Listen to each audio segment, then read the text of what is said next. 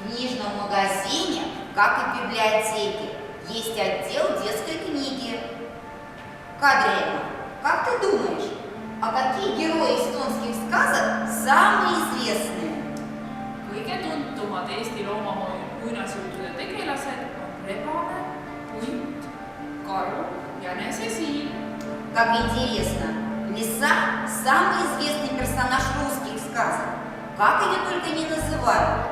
И кума-лиса, и лисичка-сестричка, и лиса-Патрикеевна. В общем, она обманщица и большая разбойница. Jah, rebane on kaval. Palun kuulaja vasta, mis raamat see on? Ta on omakasupüüdlik, muudab kiiresti oma plaane, tegutsedes ühes peatükis paaris ühe tegelasega, järgmises hoopis teisega. Знаю, это старинные эстонские сказки о кумушке-лисе, которые записал эстонский писатель Эрнст Петерсон Серкова. В них рассказывается о старике со старухой, без конца воюющих с лисой, волком и медведем.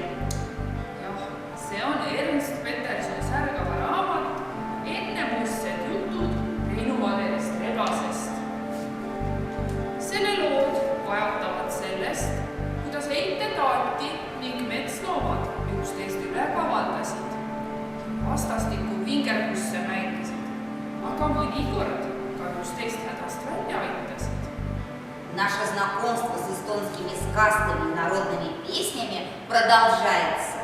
Выступает детский сад Tammetõru.